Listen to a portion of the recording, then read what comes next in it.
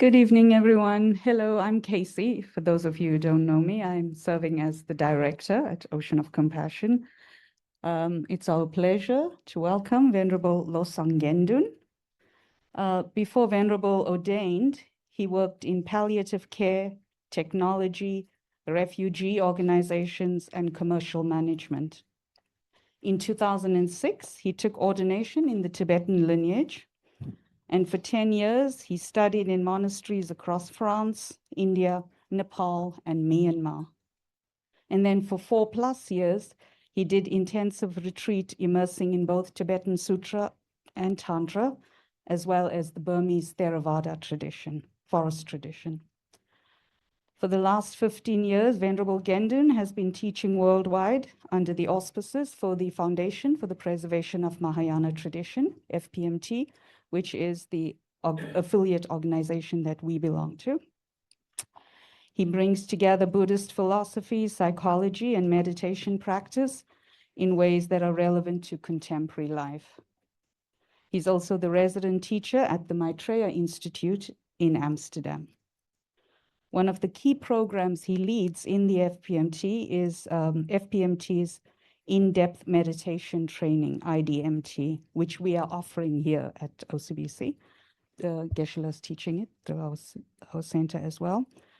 It's a 4-year online course aimed at deepening one's practice and understanding.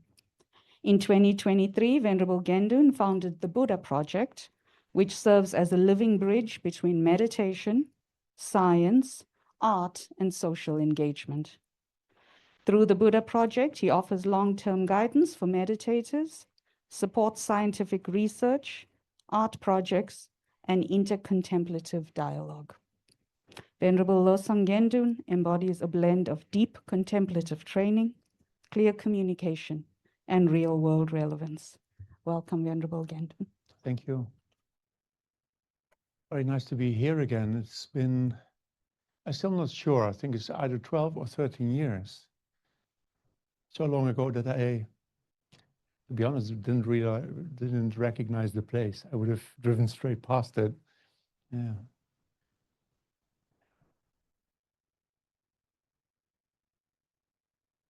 We have this evening, we have also Friday evening, and we have a whole Saturday. And my idea was to make these evenings, these moments that we have together, both individually usable, but also a little bit connected, so that they would be informative to each other if you would want to be there for all three of them as you wish. Secondly, I think I will undoubtedly have a few things to say, but as it is an evening about how to integrate meditation in your daily life, it might also be worth our while to take some moment for questions to see where you want to take it. Meditating in a busy life is not always straightforward and easy, but there are good answers about how to do that. And in that sense, I think I'm really appreciative of this context as this organization, one of the founders of this organization, Lama Zopa Rinpoche, of course, that was a famous and a very capable yogi, and at the same time also the runner of a massive organization. And so his example is in that sense very recognizable for many of us in our daily lives, and very informative of how to integrate both work, family life, and a contemplative existence in a single container. That is a good reason why I lead a 4-year training, because it is very difficult to say everything that needed to be said about that in a single evening. Yeah. And my original idea was a 20-year training, but the FPMT thought that was ridiculous. And so I still am out of time every time. Yeah. I would say I have one enemy left in time in this world, and that's time. So I would like to take it from a specific perspective, but there will be innumerable other perspectives possible to what we are going to do this evening.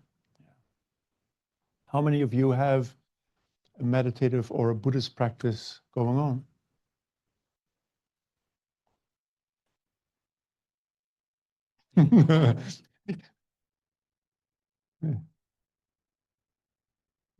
This afternoon we were speaking about Indian communication. You all seem a little bit like, they'll be done tomorrow. Yeah. Yeah, that's a good answer in a way.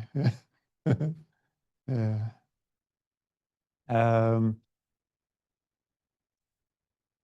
Well, that's indeed a way of looking at it. I remember at the beginning of my own monastic career, and actually Geshe Lexok was reading the same book, Shunrui Suzuki's Zen Mind, Beginner's Mind, where he talks about the fact that the expert mind is there where your practice ends. Yeah, so that's a good saying indeed, indeed. Yeah. As we are talking here in the context of the Buddha, I would like to offer a Tibetan refuge prayer. But before I do that, by the way, yeah, do you have a standard way of reciting it here? And we'll do something. Because we discussed before what type of evening this would be. Would we introduce spirituality or not? For one thing, to contextualize a few things, which I think are helpful in thinking about the practice of the Buddha Dharma, to use the right word for a change. I think it would be very good to leave the term religion for the Abrahamistic traditions, because that is what the word was invented for, or European traditions. The Buddha used a very different word for Indian traditions in general and for what he had to say for himself as well as Dharma. And Dharma is a perspective on life of which you believe that it is to the benefit of others, which is a beautiful, comprehensive term and fits very well in the 20th century or 21st century. In the sense when, for example, in the middle-length discourses of the Buddha in the Pali Canon, the first sutra, the Brahmajala Sutra, lists 62 different traditions of ancient, well, India in the Ganges region alone. I mean, we often look at Greece as our source for philosophy, but we forget that there were major other centers, one in India and a major one in China, of course, as well, which is completely overlooked. But when you look at these 62 dharmas that the Buddha describes, you find anything from early forms of materialism, pro-science, psychology, theistic traditions, non-theistic traditions. So an enormous variety of competing and mutually reinforcing thought. The Buddha lived in profoundly rich intellectual times. And so I think that that word Dharma is far more applicable to what we're doing here than the word religion is. It does not fit entirely. Now, we always try to fit everything into European categories, taking for granted that our language translates everything that happened in the rest of the world. And I can guarantee you this is not the case, and we overlook many things. The term Dharma, on the other hand, would be really informative, I think, for our times. Now we live here in one of the centers of technological development. And I think, both in science and technology, we sometimes forget that it's supposed to serve other people. So to call this a Dharma would actually be a good idea, because it would be to remind them of the fact that the purpose of what we do is not to make money. The purpose of what we do is to serve the person sitting next to us. Yeah. And so I think in that sense, the word Dharma is a very useful word. On the other hand, I also really dislike the word Buddhism. I shall not get rid of this, I'm afraid. But after 300 years of colonialism, the English found out that the people in Japan and Sri Lanka were doing the same thing. And that it takes you 300 years to figure that out, and then to give it an ism name is also exceedingly unhelpful. Because all isms have boundaries around them. It's a tenet system in which you say, if you don't accept these tenets, then you are not part of that ism, if that is communism or whatever. And that is definitely not what the Buddha had in mind. Yeah. think, no, when we do practice, it should be open. It should be a space in which others can also temporarily abide, as it were. Yeah. The third thing I wanted to add before I recite the refuge prayer is that the Buddha does not need our prayers. The Buddha definitely does not need bowls of water. I mean, try drinking them. I mean, yeah. And that's not the point. Especially in this tradition, it's often highlighted that the point of the Buddha, the point of our teachers is to be mirrors, to make something visible in us that we do not see in ourselves. And so when we do prayers, it is not for the Buddha. If the Buddha would need prayers, if I would find out that the Buddha still needs prayers, that would be the moment I leave this room. Because that would mean my relationship with the Buddha would be conditional. Then the love of the Buddha for me, the care of my teacher for me, would require something in return. And that would make for a very problematic relationship. And that is exactly the point here, that the Buddha does not need anything in return. A qualified practitioner has found the source of well-being within him or herself, and therefore can care unconditionally for someone else because their own wishes are fulfilled and they realize that they did so in the context of other living beings.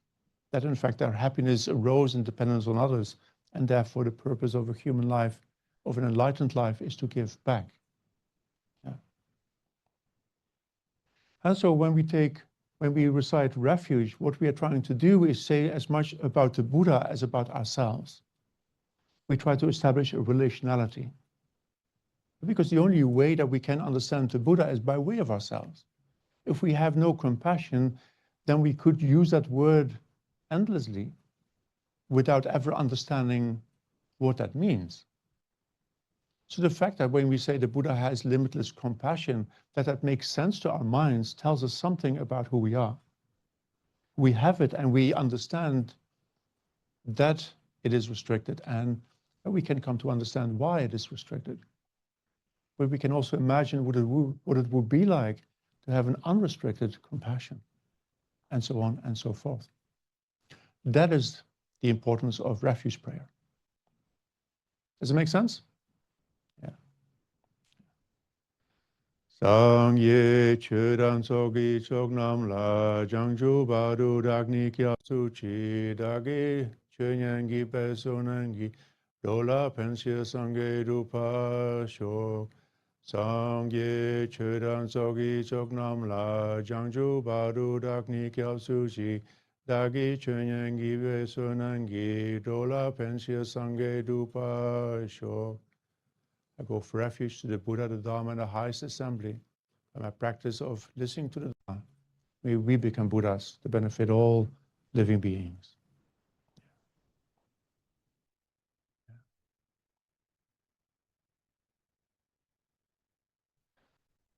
And so that is something to consider. Then we have at least an agreement why we are here, I hope. And we are here to serve others. Yeah. Because we exist in dependence on each other. I think that is a very important thing to remember. That is what this context is all about. And I think it's always worthwhile for that reason to reject the word religion for a while. Not that there's something inherently problematic necessarily with these other traditions, but more that terms like religion and belief have obtained a meaning that is far from their original meaning, and therefore can imply all kinds of practices that I think we should try to avoid. Yeah.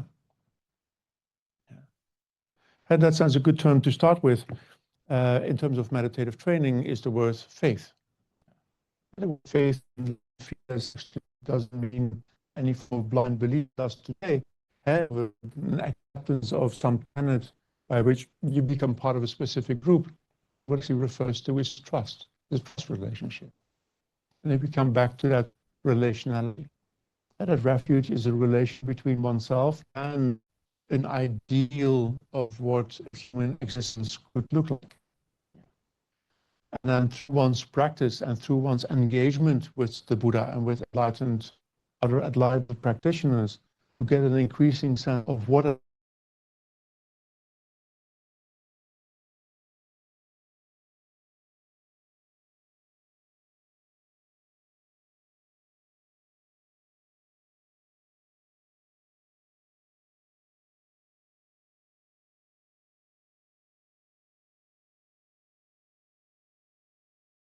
expectations create problems.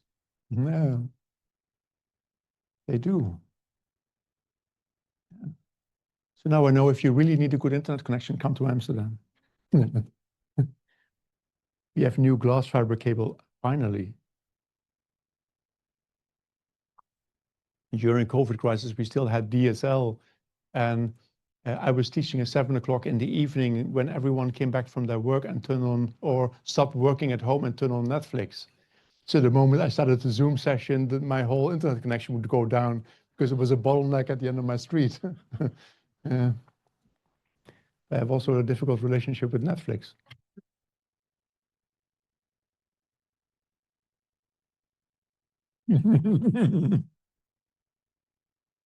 Yeah.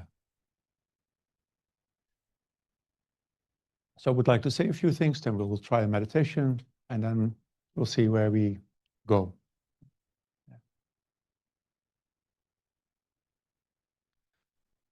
So that word trust works quite well. In a very important ways, what we seek is to be able to trust ourselves.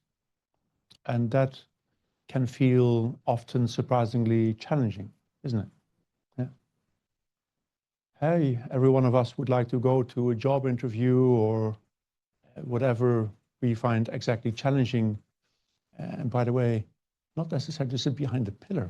You just realize that you are there. Hiding in plain sight. Yeah, anyway. We all know that our mind is sometimes quite unreliable, which is an interesting discovery to make. Yeah.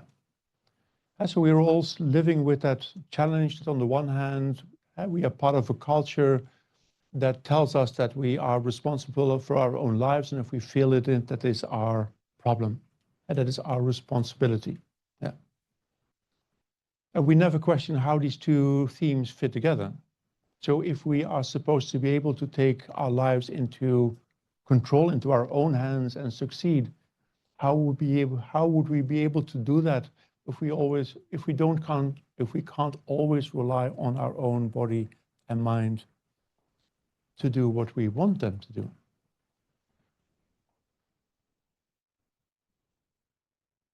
So that is the challenge that we face, that we might wake up tomorrow morning not knowing exactly where our mind is and what it is about to do. We might feel in ways, we might have all experienced moments of profoundly uncomfortable felt sense of the world. And our mind responding to these feelings in very unhelpful ways, often getting lost in endless circles of compulsive thinking, yeah, and of fear, and so on and so forth. And I think a good starting point is to acknowledge that this is the case, because at least it relieves you from the delusion that the tension between these two ideals actually, or these two, well, this ideal and this fact what you find create. Yeah. Because as long as we keep believing that somehow one day it should be necessary to have that absolute control and succeed despite whatever conditions we face, without acknowledging that we are conditioned beings, we keep setting ourselves up for failure. We don't realize that that lack of trust relationship there's not an inherent problem in us, but it's the problem of these two competing stories. On the one hand, the story that we should succeed, and on the other hand, the reality that the reality of our body and mind is very different than what that story portrays. So on the other hand, if we want to navigate such a situation. As for all situations, we also need a guide to help us navigate. I often joke that, as far as I know, the wheel was invented in world history once. And when it finally came to ancient Egypt, it took the Egyptians another 1,000 years to figure out that you could use wheels to move large blocks of stone. So if something that, looking back in the time, looks so obvious, was not obvious to them, then the chances that we will find ourselves a way to liberation on our own are then exceedingly slim. Yeah. And who would want to do that? Why would you want to live in Silicon Valley and reinvent the chip? That would be pointless, because there are chips. As pointless as it would be to reinvent the wheel, it would also be to reinvent the path to awakening, although many of us have that strange idea, as though we would be able to do that again on our own, and thereby setting us up for failure. So we seek a trust relationship with ourselves, and I would suggest that, as with all qualities that we develop in life, we do develop them by having a trust relationship with someone else. Now, every quality that we achieve, that might be academic studies, that might be learning how to navigate an organization, whatever we do in life, we developed in relationships with someone else. Our lives began with a relationship with someone else. And we always say we came in this world alone and we will die alone, but that's why, I think, because we don't remember what happened when we came into this world. Yeah, someone was making lots of effort that we were completely oblivious to. Yeah. And we came into this world with someone else. We started learning the moment we were conceived.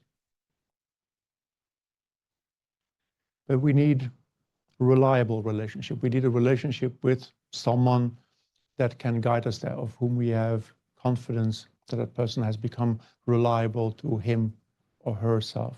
And that is what this practice is all about. And that is what would be a good definition of Buddhahood. To train a mind or liberate a mind in such a way that it becomes reliable to oneself. A mind that is capable of pursuing one's well-being, and in fact also does. Yeah. That is what we're trying to do here. That once we get it, we can give it to everyone else. So far, that makes a bit of sense? Yeah.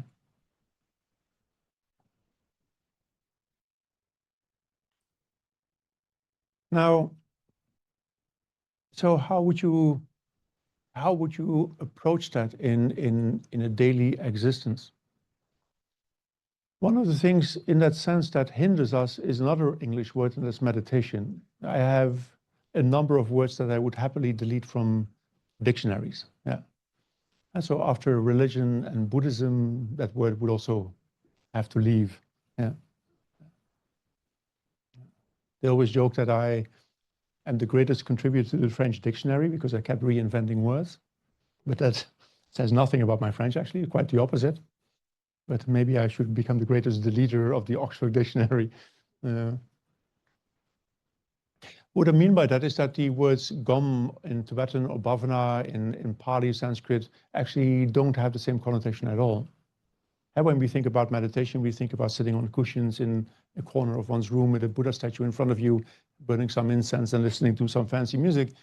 And I can guarantee you that none of these things are in the definition. Yeah. And so what bhāvanā describes is something profoundly different.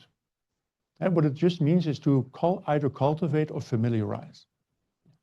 And that is already, that sounds much broader and much more accessible in many ways. It is more informative. And when I say meditation, then what? The word doesn't mean a whole lot. Moreover, what many Westerners think, and that is in my meditation training also, for example, we still have the discussion at the moment where some people think that meditation is not to think. And I'm not aware of any tradition actually that thinks that meditation is not thinking. Yeah, we think that.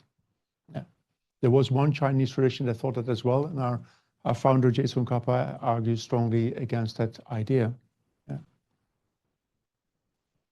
So again, it means cultivation of becoming familiar with something.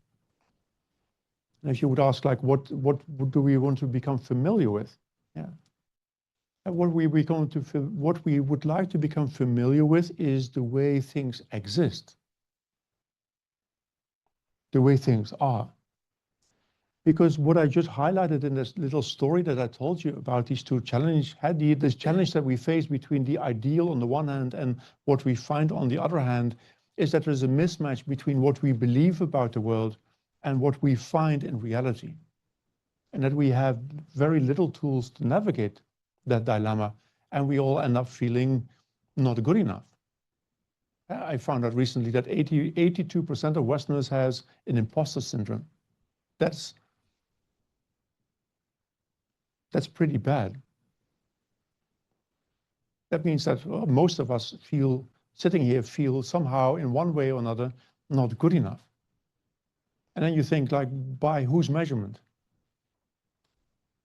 Yeah, but that's an important question, isn't it? Who is doing that to us? Why would you want to wake up in the morning wondering why you get up in the morning? It's just a story.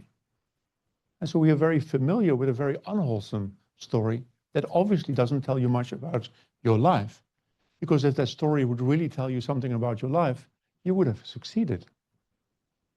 Because I'm pretty sure that almost everyone here in this room, if not everyone in this room, made an immense effort to be where he or she is today. Don't know about you, but I did. And so to make all this effort, to have done all these studies, to have all these degrees, and so on and so forth, and then still to be sitting here being 20, 30, 40, 50, let's keep it there, years old, and then still to feel not good enough after all, in my case, after 55 years of work, to still feel not good enough that will be awkward. Yeah? That would be a good moment to stand still and to think, like, something is off in this story. And so what we try to cultivate is seeing the world in a new way, in a way that helps us navigate our lives better, but also alleviates us from problems like this. Yeah. So to familiarize ourselves with a new story that is healing, that is both healing and informative.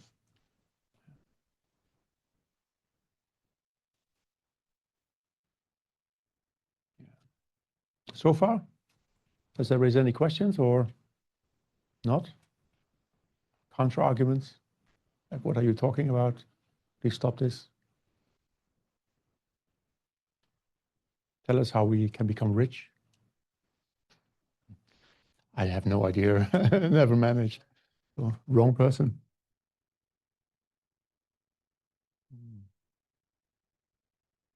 Yeah.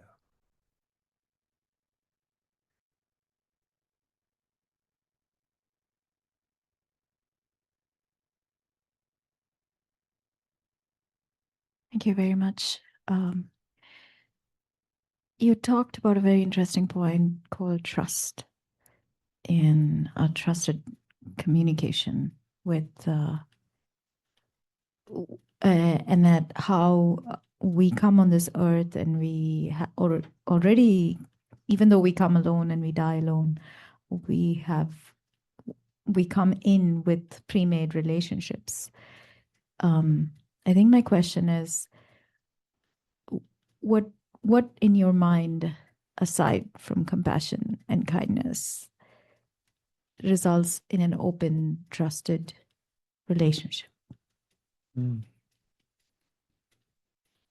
one thing, I did not say that we come in this world alone and die alone. That is the story that our world tells. Oh. My argument was that it is demonstratively not true. Not true. I came in this world together with someone else. Someone else was making a lot of effort, and me, I was just falling down. Yes. Yeah. Yes. Sorry, I got that wrong. Yeah. And we will probably die with other people holding us as well. Yeah. Yes. And we are far more intimately connected than we ever think. But to answer your story in the simplest way possible, the story that I just told you, the dilemma that I just told you about, causes us to have a bad relationship with ourselves. And from that story onwards and from that lack of trust onwards, we also develop bad trust relationships with others. And because that's what we believe about ourselves, we also impose on each other. And so, we cannot live up ourselves to these stories. And we hold other people to the same standard as well. And that creates for very troublesome relationships. And see, I'm not in control of this evening. I love that. Now, when you observe deep down, so when you look inside, we have both an inborn and a culturally appropriated sense of that there's someone sitting behind the joystick. And we have even in Western philosophy a word for this, the homunculus. Yeah. And it's somewhere in your deep inside of your brain, there's something somewhere there that is navigating the keyboard, and tells you to go to the left and to the right and so on and so forth. Anyone that ever sat down to try to meditate knows that none of that works. You can tell your mind 1,000 times that it should be silent, and it has a life of its own. And so the moment you look inside, you find something that is the opposite of the story that we tell. And that is also part of religious traditions. Like we have sort of a soul, and what is the function of a soul is to be in control. And because that is also why you are guilty or sinful or good or whatever. It depends on the actions, the control that homunculus seemingly is supposed to be having over our body and mind. And yet everyone that sits down knows that such a control you don't have at all. And so to believe in such a control is very unhelpful. But that means, and you can see it in the sentences as we pronounce them, I have a body and a mind. In that sentence, there's three things. There's a body, there's a mind, and it's I. Yeah. And we believe, we have an partially inborn and partially cultural belief that I is independent of the other two. It has a relationship of usage. I use my mind. And that turns up in many of our expressions. And I use my body. And that we extend, that is the painful aspect of that I, of that separate I, because we also use friends. And because if you ask, like, why are some people your friends and other people are not? Does that make the other people bad people?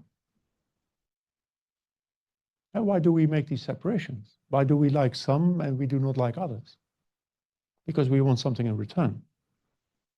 And because if it would just be nice to like someone else, then I would not require anything in return and I would just like everyone. But in all reality, that's not what we do.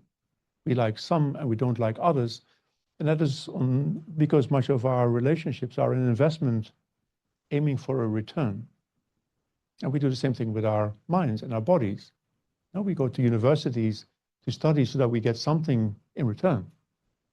Now we go to the gym to train so that we get something in return, and so on and so forth.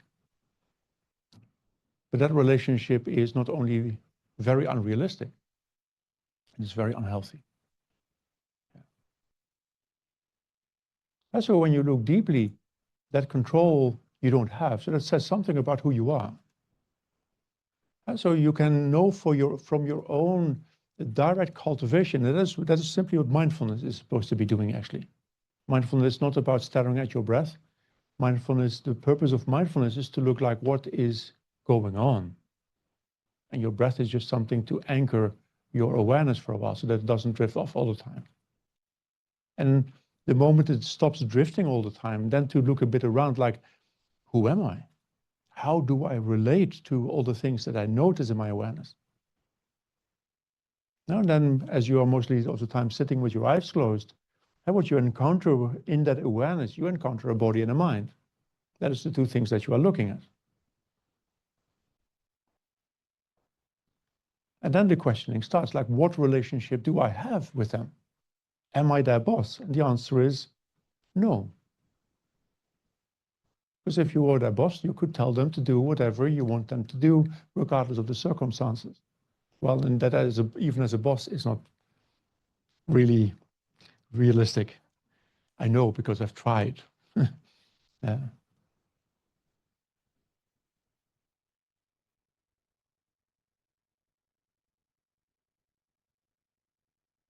What you find is a very different relationship.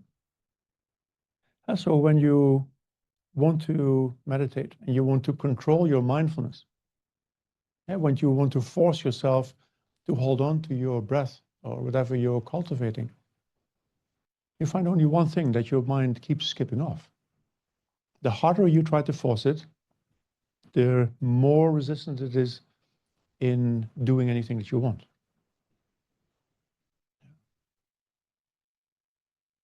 And so that is a very important thing to learn. So that, again, that controller relationship must go out of the window. You can see that you don't have it. So then if you start to practice a little bit around, and hopefully you get some good instructions, and you find that we have, we could say, a caretaker relationship with our mind. And so you could ask yourself, what does my mind need to behave in a certain way? So if I want my mind to be calm, what does it need? What can I give it such that when I give it to it, it starts to behave in that way? And that shows a very novel relationship. What it shows is that we have a relationship not of ownership, but of dependency. I depend for my existence on my mind. We are not the same. And my mind, strangely enough, also depends on me for its existence. We are mutually dependent. When you would say, when you take as an example, in the Tibetan canon, it's always a chariot, but I don't know anyone that drives chariots anymore, so let's take a car, Tesla for that matter, if you want to. I had my second drive in a Tesla this afternoon, so yeah, I'm aiming for citizenship, and I had tea with, what is that? Yeah, I'm doing my, yeah. I want to qualify for my next visa next year, so I'm trying all these typical American things. The first thing, last week in Seychelles, someone gave me that tea, and I slopped it, and I'm like, what do I have in my mouth? Like waiting for a moment if it was going to move. Like, yeah, luckily it didn't. Yeah. Anyway, that's an intermezzo. Yeah. And so if you take a car, you ask yourself, how does my car exist? And because that argument is pretty straightforward when you think about it with regard to cars, although we have with cars exactly the same problem in seeing it. And so if you take away all the things that are not the car, so if you start to list them, the engine is definitely not the car, and the tailpipe is not the car, the hood is not the car, and so on and so forth. What do you end up with? Well, nothing at all. Yeah. That doesn't mean the car doesn't exist, because on its own, all these parts that you end up with are not parts of a car either. No, when you take your engine out of the car, it does not perform the function of an engine anymore either. And that is the relationship that we have. And so we as persons exist in dependence on body and mind. But the body and mind also perform their function in relationship to the person. You know that, for example, when you die, or someone dies, because the moment the person, at the moment that connection is gone, the body stops performing its function. It doesn't do anything anymore. In fact, it's not a body anymore. It is something that starts to smell bad. And so what we have And what we try to cultivate, what we try first to see and then to cultivate, is that relationship of mutual dependency. And that is actually quite an impressive relationship to explore. Because on the one hand, that gives you the space, for example, with regard to the mind, to realize that the mind is actually trying to take care of you, sometimes in pretty unskillful ways, because it doesn't know, but that's what it tries to do. When my mind gets angry, it will never perform its function, but it is trying to protect me. When my mind is attached to something, not that this is a skillful thing to do, but it does try to pursue my needs, and so on and so forth. And that is a very good place to start. And that's in Buddha, I almost used to use the word Buddhist. Don't do that. Yeah? But that's for a practitioner, a very important place to start, because you develop a trust relationship with your body and your mind. Because you say, hey, in many ways, and it's surprising to see, your mind also wants to be acknowledged and trusted by you. And so to tell your mind, I know what you're trying to do, and I appreciate it, but we need to have a conversation. That is where practice starts. And that you can do on a cushion, but you must also do throughout your daily life. That is what our trust, what our practice is all about. Yeah. So another way to talk about Buddhahood is that in Buddhahood, the relationship between the person and the mind becomes perfect. Yeah. The mind produces a perfect person. Yeah. And so within that trust relationship, then your mind starts to, hey, let's focus on the mind rather than the body, but increasingly your mind starts to relate to that trust relationship. Yeah. And you start to have a conversation, you start to learn, like, what is it? What does it need? And a story that I sometimes tell, which I find at the moment that was quite an eye-opener. Sometimes you can be a Buddhist practitioner for a while and still be completely blind to what the Buddha has to say in rather obvious ways. I'm not a fast learner in that respect. But when I myself was newly ordained, I was asked to teach in Toulouse, not because of my great knowledge, but because I spoke French. That is my lot in life. Yeah, I speak a few languages, and then you end up teaching everywhere because, well, you're the guy that speaks that language. Yeah. And yeah, when you're newly ordained, everyone hopes that when you get ordained, you become holy. Yeah. So every monastic has that moment of deep disappointment the next morning. Yeah. When you get out of your bed and you think, like, still the same mess. Yeah. Yeah. But everyone else thinks about you to be holy as well. So that's, so you have again this, this expectation and reality that do not match at all. And so I went the first time to Toulouse, and one thing, I was definitely not holy. My French was definitely not very good. My Dharma understanding also extremely limited. And so, there was about the same amount of people that are all looking at me like, you're the new teacher. Yeah. If you want to know how bad I was, I used at one point I figured out that you can sometimes take an English word and then pronounce it with a French accent. And often that works. Yeah. And at one point I was sort of going on and on about luxury. So I thought there's such a word as luxure. And they allowed me to use it for an entire year, until after a year, one of them came to me and says, Gendun, not to embarrass you, but luxure refers to sexual sexual desire. I think you want to use the word lux. And I was like, okay. That's what it says about how my first year there went. I mean, I was sort of hanging in there. What do we do? So you sit there, and then you come up with this idea, I should be able to have control over the situation. Yeah. And the problem is, the moment that you do that, it no longer works, because you become self-aware. And you can't perform a function and be self-aware at the same time. That's not possible. And then you be self-aware. And the moment you're self-aware, you start to ask yourself, like, what is he thinking about me? Which makes it worse. And so then everything starts to stall. You know, your speech becomes slurred, and you know, you can't phrase your sentence anymore. You don't know where the story is going, and so on and so forth. And so I went back home. I mean, I think I survived, and the French are always very happy when you at least try to speak the language, even if you end up talking entire evenings about sex somehow. um, um, then I thought, you know, what does my mind need? So what does it need to feel, to be able to do that?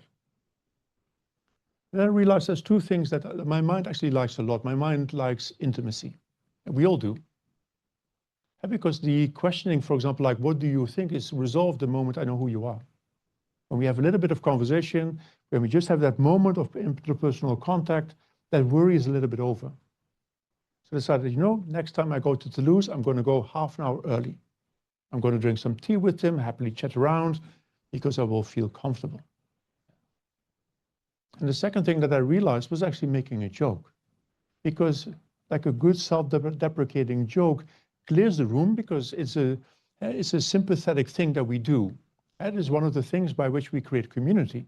It's very difficult not to laugh when everyone is laughing. So you share something and it relieves you of your sense of self. So to be intimate and to relieve one of one's sense of self, and then to laugh together, to harmonize our activity, creates a space to be able to talk. And then you just happily deal with what you have. Then my limited French all of a sudden was more than good enough. And my limited amount of understanding of the Dharma was also good enough.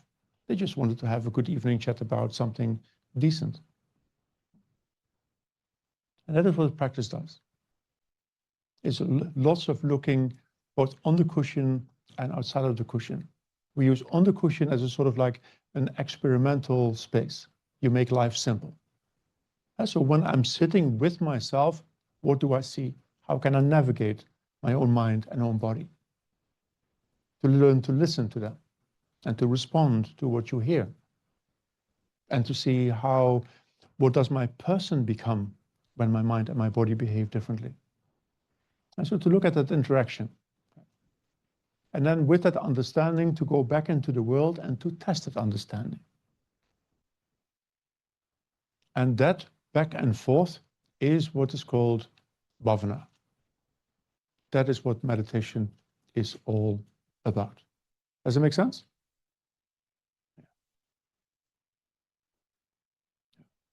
There's many notes. Yeah. Don't write the word Luxure down, please.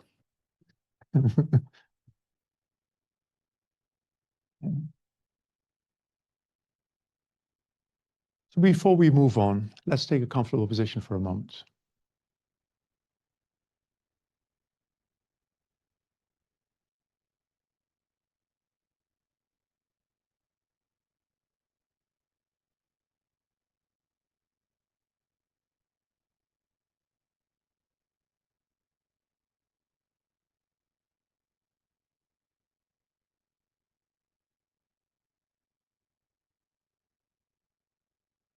Not so much doing anything in particular, but simply having an open awareness.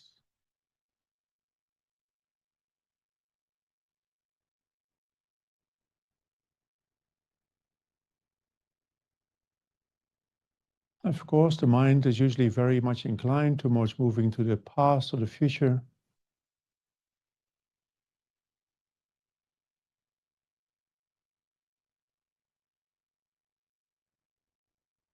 But here it helps a lot to simply show the mind that neither the future nor the past exist.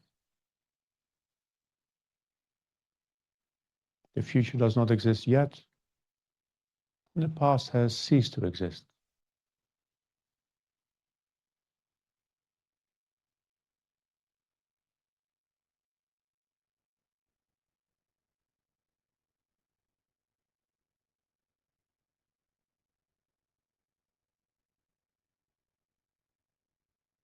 The present is the only thing that we have.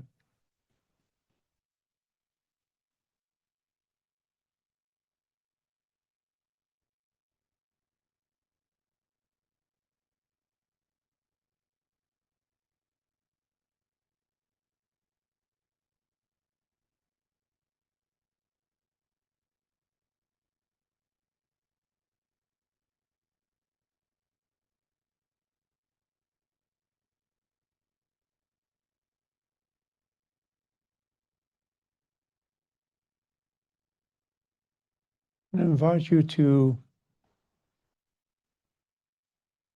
explore that open awareness.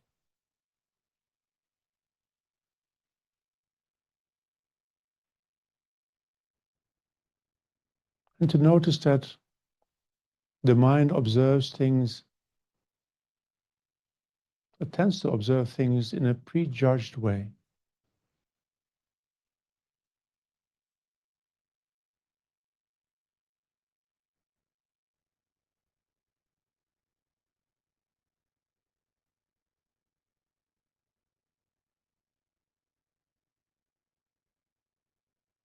Some things appear to you clearly as unpleasant.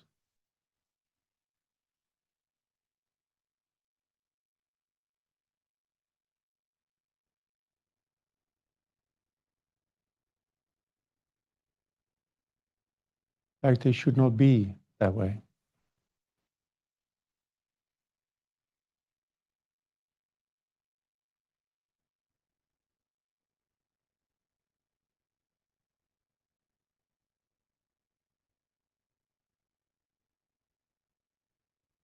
Other things the mind draws towards itself. Maybe the smell of this room.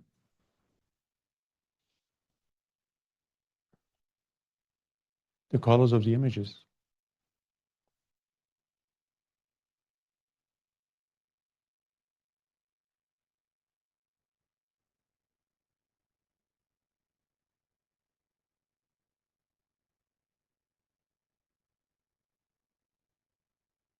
And some things only appear when we make concerted effort. So our mind is indifferent to them.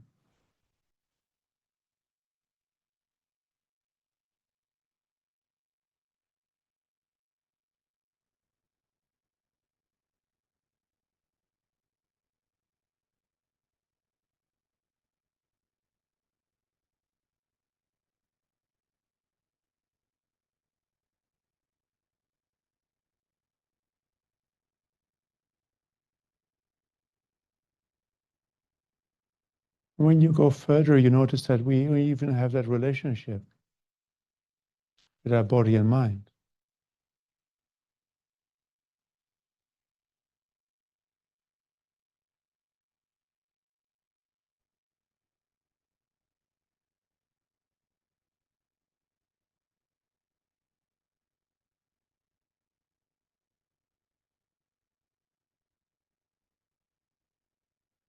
Which creates a constant pushing and pulling in the mind.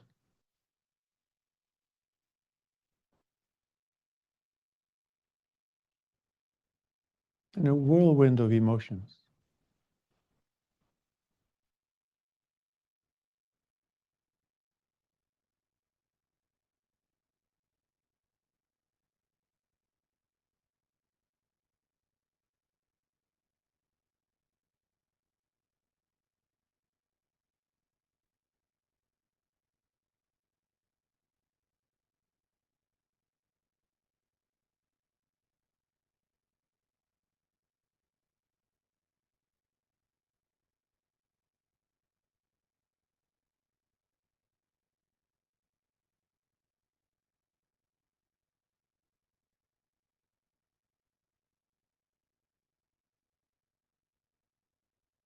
But what would happen if you set all these things free?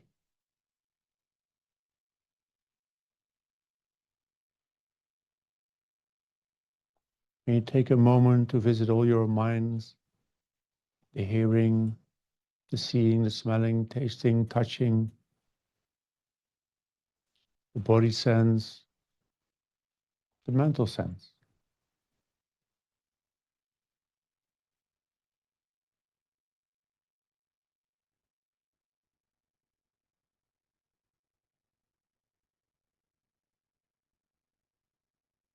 Deliberately observing as not wanting them to be any different than the way they are.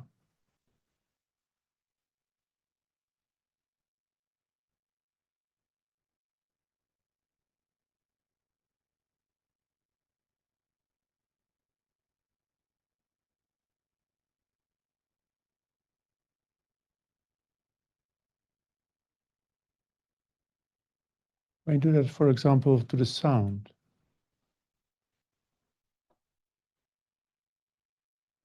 what happens when you do that?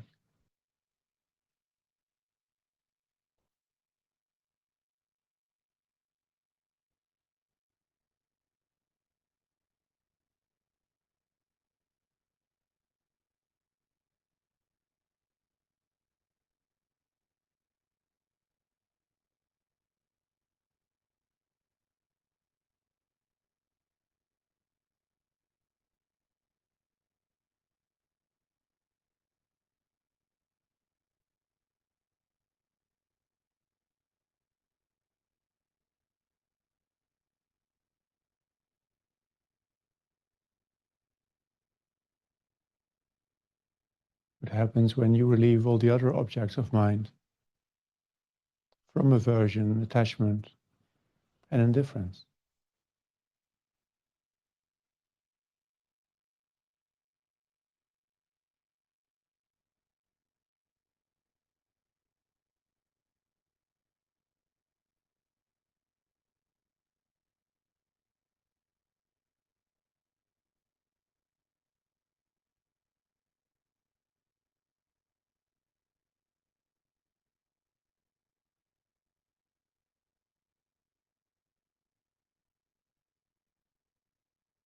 What does that do to your awareness of your body?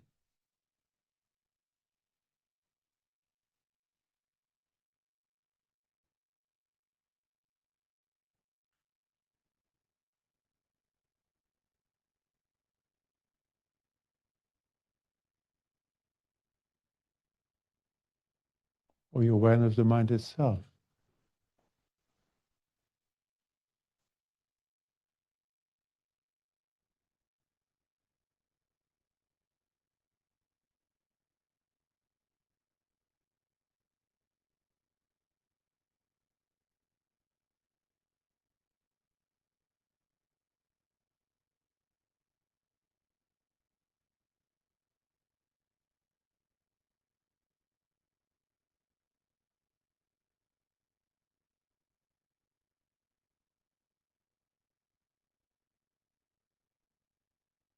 Can you feel or experience the free floatingness that it produces?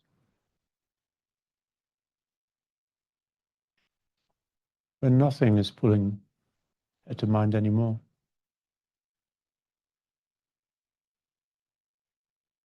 At your attention anymore.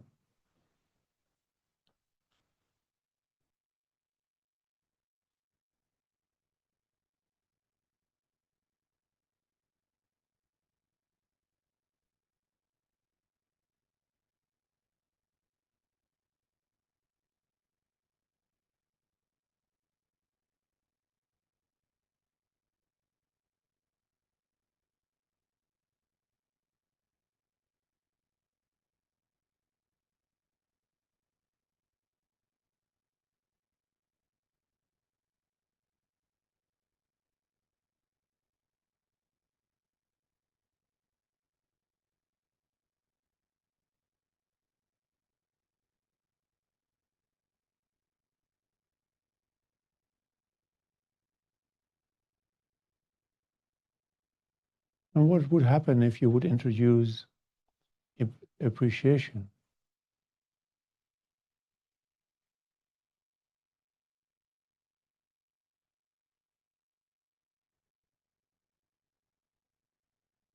Realizing that you will have this moment only once.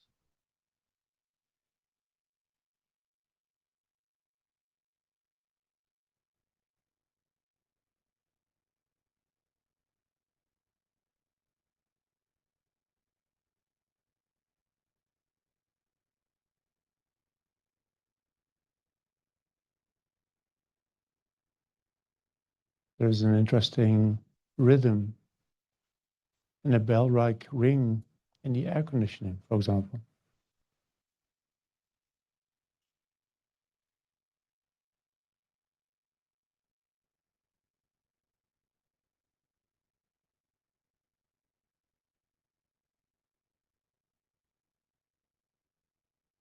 to appreciate that someone outside is having a good time.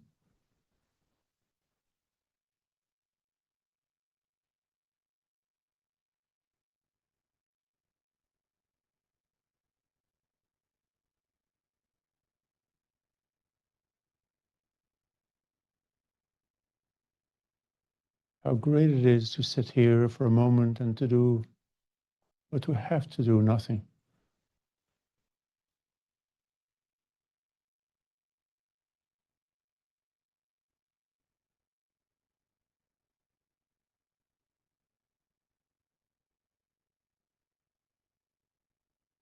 To have to be no one in particular, nothing to live up to.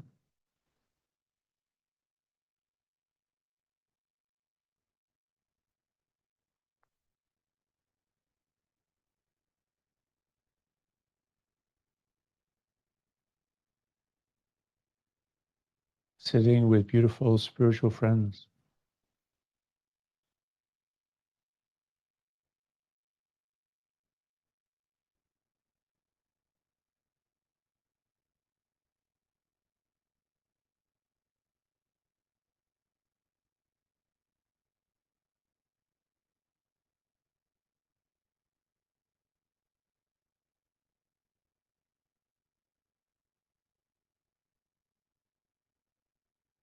Being served by a body of 4 trillion cells.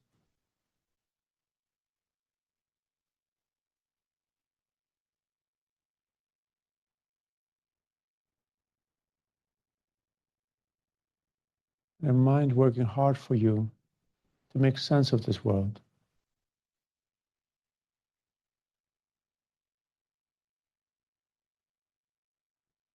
For you to pursue your hopes and dreams.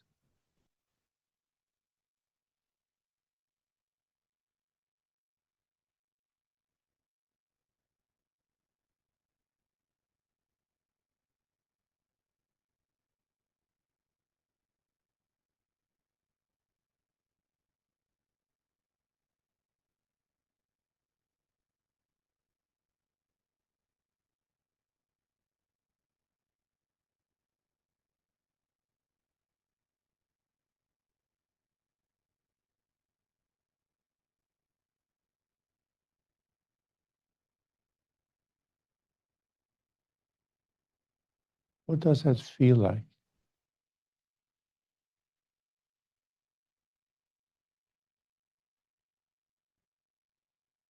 What does that do to you?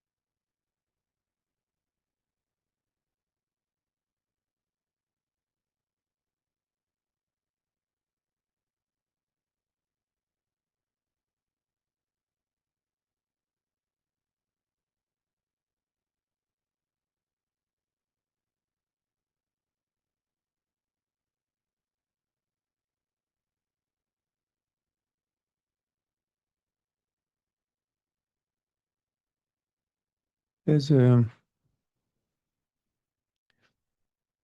famous story. When one of the first Americans to take ordination in the Thai tradition, Ajahn Sumedho, after, I guess, 15 years of training or so, he was sent to the UK. His teacher, Ajahn Chah, said one day, by the way, you are leading a monastery. You're going to England. They bought you property. And so he traveled to the UK to find out that his monastery was not in a forest, but was in the middle of London. And the story goes that one day they were meditating. And towards the end of the meditation, the other monks come to him, the other bhikshus come to him and say, like, Ajahn, why on earth the monastery in the middle of London with so much noise, you can't meditate? And his surprising response was, please stop disturbing the noise. We distract ourselves. The mind is distracted. The noise doesn't distract. We would completely be dependent only on external conditions. Forget about any cultivation. Shantideva, one of the great Indian masters, probably hanging around somewhere, I hope. No? We should talk about that. Shantideva says, you know, walking on bare feet hurts, but then to come to the conclusion that you should cover the earth in leather will be silly. Yeah, buy a pair of shoes. But it shows that nobody wants to highlight what we could learn to work with, to navigate, is that the constant pulling and pushing that we experience on our mind does not come from outside. It is the way we see things, the way we respond to the way they feel that does that. Yeah. And so an important part of practice, does anyone among you have ever done vipassana?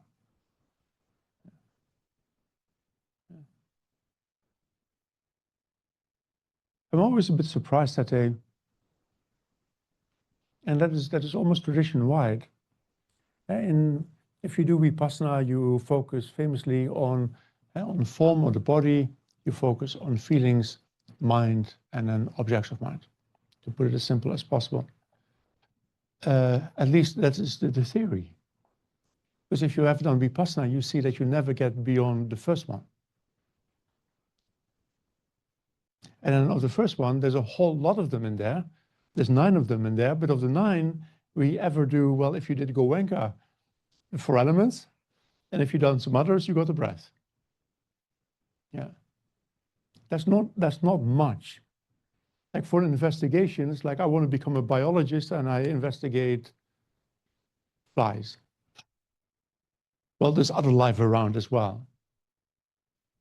And I found actually that one of the best objects of the folklore space of mindfulness is feeling, what we rarely look at. It's one of the most powerful ones. So I would like to say a few things about that. If you want to know more about it, we will actually focus on that on Friday. So what does that, how do Geluks meditate on feeling? That is where I would like to go. I have a beautiful quote from the sutras laid out for you. A feeling is defined in the tradition as it being in the nature of experience. In other words, this is feeling. We, above all, feel the world. Yeah. And one of the great mistakes that our mind makes is to believe that that feeling aspect comes from the world. But it's in a way, and one could say it is the way by which our mind tries to navigate its relationship with the world. It tries to say something about how it arises itself in relation to that world. Part of that, of course, is biological. And when I walk on a savanna and a tiger or a lion comes my way, that feels deeply unpleasant. Yeah, and that is useful. So you could say that these are feelings that are produced from our communication with our ancestors. We were primates hanging around in the savannah, and their biological beings navigated that, developed over time to tell us something useful about our environment. We know we like sweet because when food is available, we are attracted to that which contains the most calories of all, and so on and so forth. So these are conditioned by our biological past. And here already you see that in some cases this is useful, in some cases it's not, otherwise we would not have an obesity problem all around. But the problem, of course, is still that we believe that when we look at like a nice piece of juicy fruit, that the pleasantness is in the fruit. But if that were the case, then that would be the same for every creature. And our proverbial fly probably does not agree with you, because your fly can't do anything with that fruit. What your fly likes is when that same fruit has been rotting on the ground for a while, that it really likes. That is the moment where it thinks, But that's the moment when we look at it that we throw it away because. And so when you look a little bit around already, you find here that feeling is not part of the piece of fruit itself. As you hear your mind doing its best to tell you something on the basis of past experiences of the experience of your ancestors, to tell you something about your relationship with the fruit. If all of us would know that, that would already improve our world so much. Because that would stop consumerism in its tracks. Then we would finally buy the cell phone that we need rather than the cell phone that they make us feel good about. And rather than the cell phone that we were manipulated into buying, we would buy probably the $200 cell phone with which you can call your friend and WhatsApp and check your Instagram or whatever you do in your free time. Rather than a cell phone that has more computing power than they used to go to the moon. It would also establish wholesome relationships. It would establish relationships of appreciation. Because it would tell you in that moment that that piece of fruit is capable of providing you with something essential, or the cell phone for that matter. Where our misunderstanding of where that feeling comes from sets everything up for frustration, for disappointment. Because if I think it comes from the side of the fruit, then my mind comes to the bad idea of then trying to keep eating fruit, which inevitably leads to its opposite result, and then me being very disappointed in the effect of it, and then trying to look somewhere else to get a replacement feeling instead. And that is what most of our lives look like. And so a short high followed by an immense disappointment looking for something else. And when you really look deeply, in fact, that pleasant feeling that you have is most of the time arising not anymore at all from your wholesome relationship, but because you get tired of looking around. And the famous example is cigarette smokers. The pleasure of a cigarette does not come from the cigarette, it comes from your temporary relief of desire. And so to understand that, had to be able to cultivate an awareness where you know there is feeling present. I'm feeling quite pleasant at the moment, good to be here. But to know that this is not about the place, this is not from you, this is something that my mind is trying to do to tell me something about my relationship with you, that would change the ball game a lot, wouldn't it? And so when you talk about insight meditation, that would be a very good place to start. There's much more to that in the sense that the way the world feels to us is heavily determined by our thought. When I think negatively about a person a lot and I meet that person again, then I have I find very quickly that I have conditioned my mind to experience that person as profoundly unpleasant, believing it is the problem of the person, not noticing that I've conditioned my mind to represent that person in the most unpleasant way. The problem is from my side, not from the side of that person. When I then act upon it, I deepen, and in fact, thinking itself is a form of action. So when I act upon that feeling, I deepen it. In the short-term repetition of the same feeling, in the long term of representing familiar things or similar things in the same way, and in the long term, determining the world that I live in. And that is the importance of what the Buddha does. And he puts feeling central. And that the worlds that we inhabit are felt worlds. And that the way the world feels to us is conditioned by our past. And we don't know that. Our mind doesn't realize that. Does that make sense? And so that is a very important thing, that you can cultivate both on the cushion and off the cushion. And we did, in fact, we did something interesting in that little meditation that we did, which is very useful in your daily life, is to simply learn to become fully aware of your feelings all the time. Yeah. Not judging them, knowing that it is a way that your mind tries to communicate to you. Yeah. And to learn to know where it comes from, and therefore to gain some freedom in being to decide for yourself if you want to rely on that feeling or not. Because as long as we believe it comes from the other side, we lose our power. If I look at the infamous pizza and I believe that it's going to make me happy, I have no more power. My mind will try to pursue it. And we've all done that. We've all walked out of a supermarket with way more stuff than we intended to, because we looked at something and felt pleasant, and we believed in that moment it came from the object. And when it indeed would come from the object, then our behavior in the supermarket would make all the sense of the world. The problem is it's not true. It's demonstrably not true at all.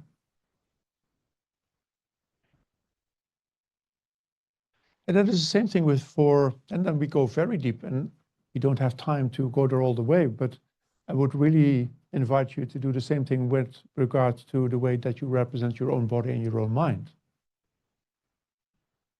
And because when you look at what the basis of a depression, that is your mind feeling very badly about its self-representation. And then making up stories why it feels that way. And then going around in circles. That's an extreme form of obsessive thinking around what is basically a conditioned negative feeling that came from, that was constructed over time. And the same thing with regard to our body. And so to be simply aware of the fact that it is like that, we find a freedom from automated responses to it. And I hope that you saw at least a little bit that the moment you realize it for what it is, it loses that power. That pulling at your mind is over. Then there is simply the awareness that some things feel pleasant, that your cushion felt pleasant, or the smell of the place, and so on, that maybe the people outside that sound felt unpleasant to you. But the moment you know that it is your mind telling you something, then that pulling is gone. This is just then an observation. There is sound, and with regard to the sound, there is unpleasant feeling. And that is an enormous step in one's life. Like, I suffered quite a bit from depression in the past, and the discovery that when I stop thinking, that nothing is left but a very unpleasant feeling, I can't tell you how much of a delivery that was. My practice was not to try to get rid of the unpleasant feeling. My practice was to learn to calm the mind in relationship to it, to be able to sit with it, because it was conditioned. Conditions were created in the past. That unpleasant feeling is here. And there's no There's no purpose to want to get rid of what is here. You know, what exists you can't make go away. And when you're really realistic, as we will see Friday, it will go away quite by itself. And so to be able to sometimes sit with a deeply unpleasant feeling and to think like, well, there is unpleasant feeling. And that is okay. There's no need to always feel happy. That is what the world tells me, but no one does that. No one always feels great. That's nonsense. Yeah, Buddhas do, but yeah. We'll take a moment. And he got there, or she, by starting exactly this, letting go of that, of doubling down on it. Simply knowing there is unpleasant feeling, or there is pleasant feeling, and there is neutral feeling. And then to find the wisdom, and to create the wisdom, the space for wisdom. And that space is always created by mindfully attending to something. So we mindfully attend to something, then we have the space to ask ourselves, is this skillful or is it not? And so to stand in the supermarket and to look at the famous chocolate mousse and to think like, is this necessary? Is this skillful? No. And to simply know that there is pleasant feeling that appears to me pleasantly, but it's not skillful to take that in a moment. That capacity to then detach from it, the relief that brings is in fact much more pleasurable than the chocolate mousse would ever be. It's profoundly empowering because all of a sudden you have a moment of choice and you think, wow, something is going well between me and my mind. And that is really nice. You have a moment of choice from seeing things simply as they are.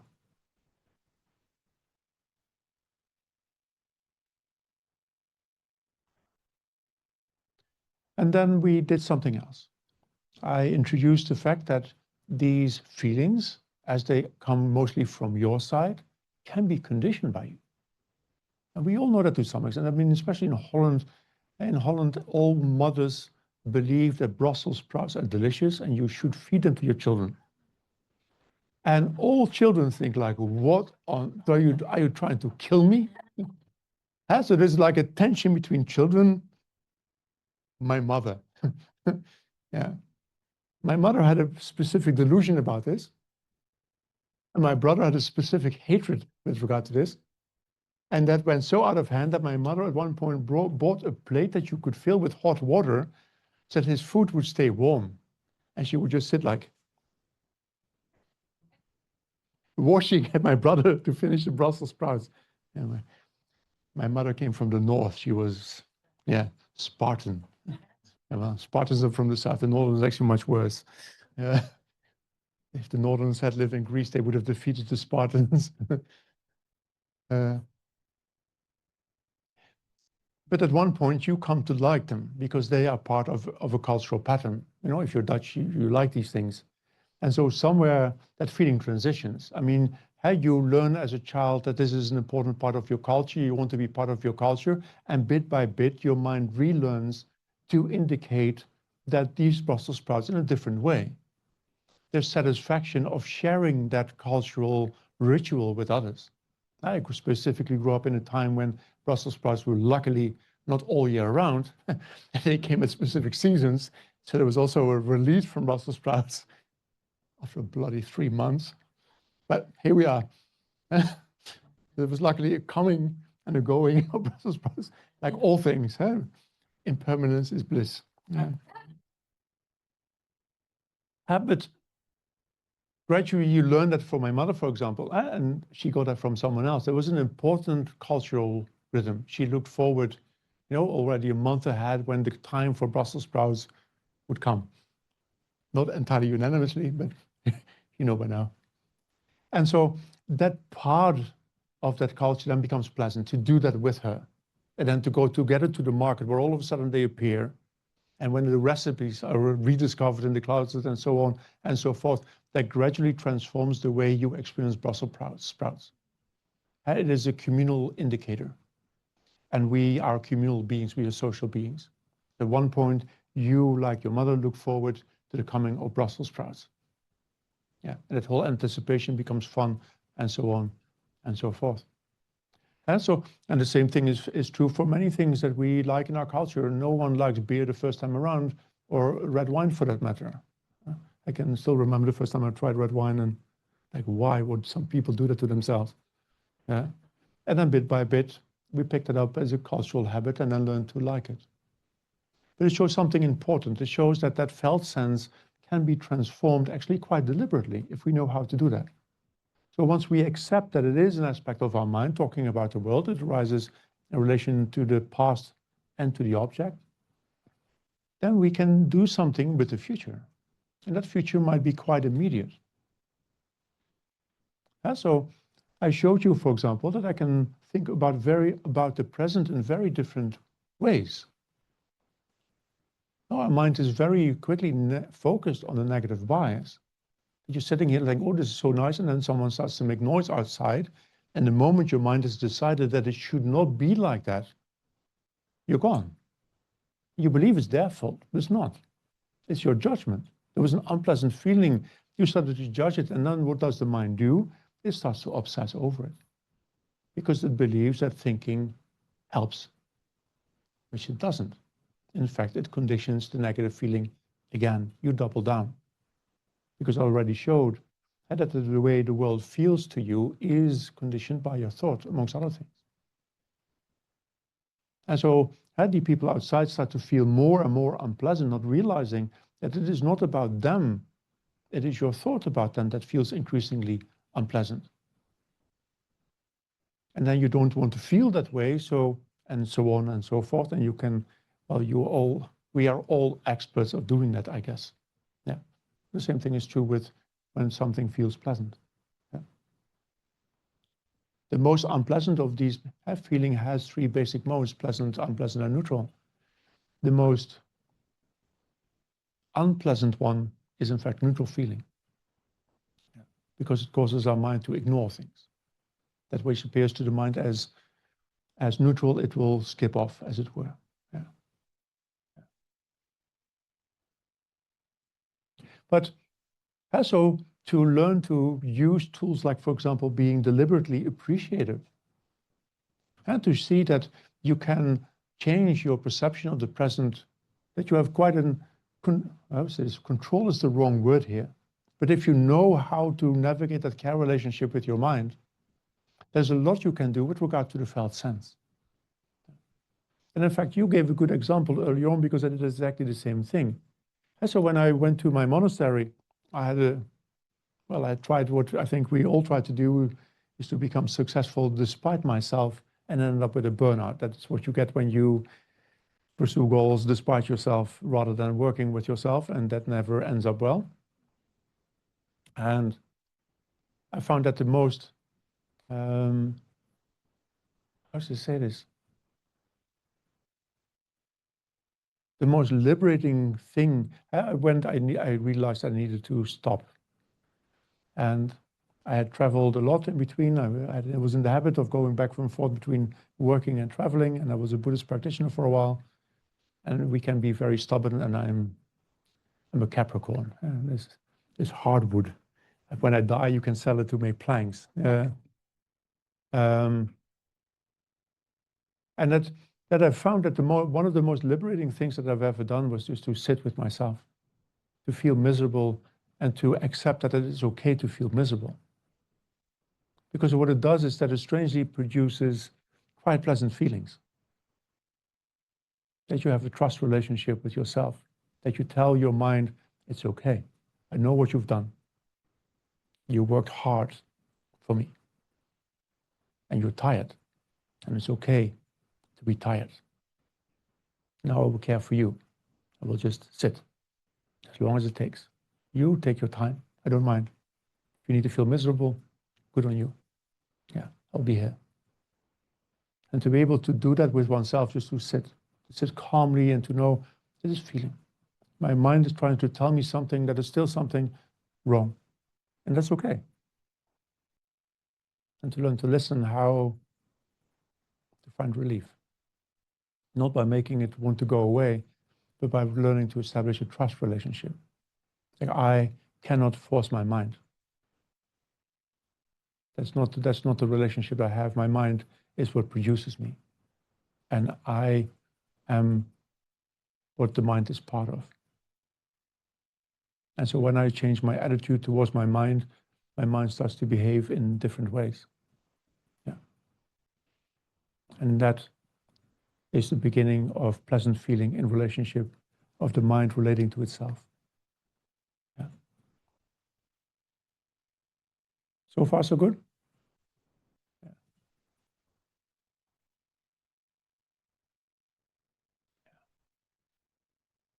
And there's much that you can do. That is, so now you see here two very important aspects of practice, and we start often, I think, at the wrong end.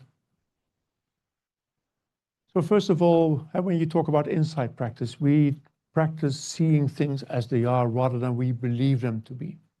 And when you look deeply in your own mind, you know that your mind talks a bit too much. It talks about the world rather than looking at the world. And even a good scientist at one point really needs to do some experiment. There's only so many papers that you can write without ever testing your theories. Now, if you have good theories about the Higgs boson, whatever you have, the theories in themselves are not enough. At one point, you need to go and take a look if your theory works. And then, of course, the great insight of the Buddha is that most of our theories don't work at all.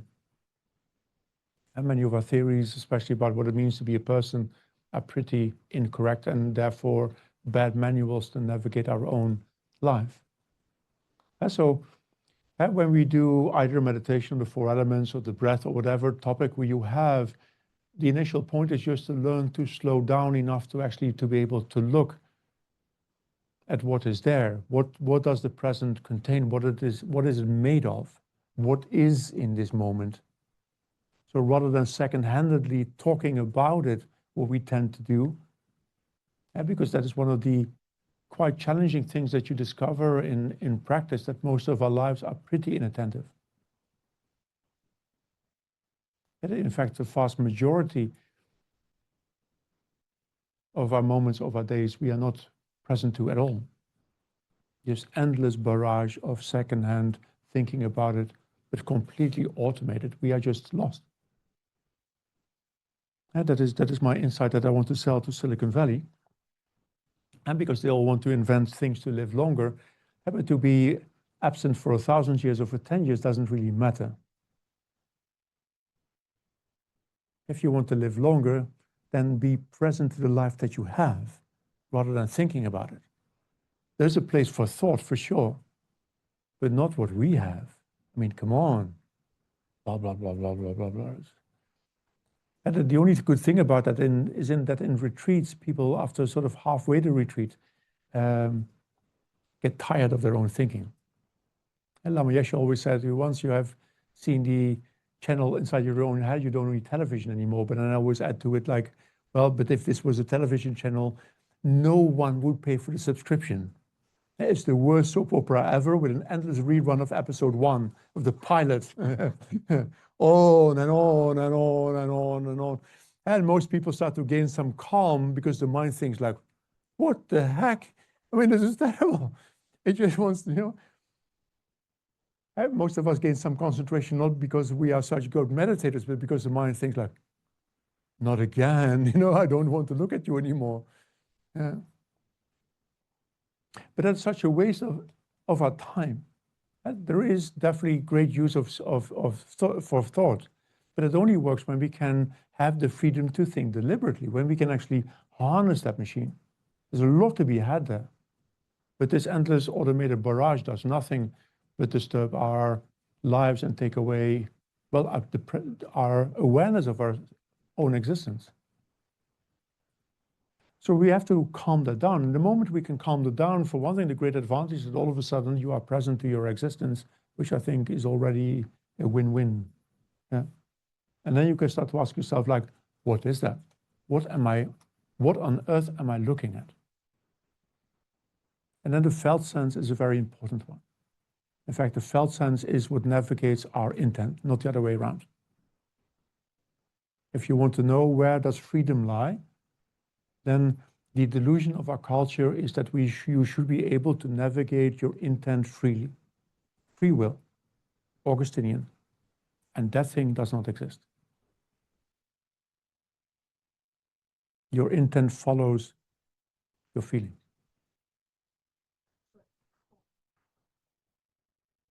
Yes. Choice only makes ever sense on the basis of the information that that choice has. So what is more important? The information. And we never question that information, or rarely. That is where Buddhist practice starts. When we learn, when the Buddha says, well, you might want to calm down for a moment and check that again, because it's not what you believe it is. It does not come from the side of the object. It's your mind that you're looking at. Your mind is telling you something about the relationality. The feeling arises in relation again to the past and to the object. That is what you're really seeing. And in that moment, you stop the automated response by intent. Because at that moment, you give your intent a choice. And that is where freedom begins. Yeah. And that is why the central aspect is the whole Buddhist path, where you might be all familiar whether or not you meditate with the term nirvana. There's like a Seattle band with the same name and so on and so forth. The Beatles sung about it, so you can look up some of their albums for more information. Yeah. But when you ask, where does it start? Where does one's first experience with this comes? Is that we think that is something to do, and the reality is not the case. For those that have studied here, that moment where this happens is called actually path of seeing. You see something. It's not that you change the world or you manipulate your intent to do one thing or another thing. No, you see something. You see something about your feelings. And what you see is liberative because you believe something about your feelings that you were telling all the time that was unverified by your own investigation. You never investigated it at all. You just always accepted that it comes from the side of the object. Because that is what hatred and anger imply. That's what desire and attachment imply.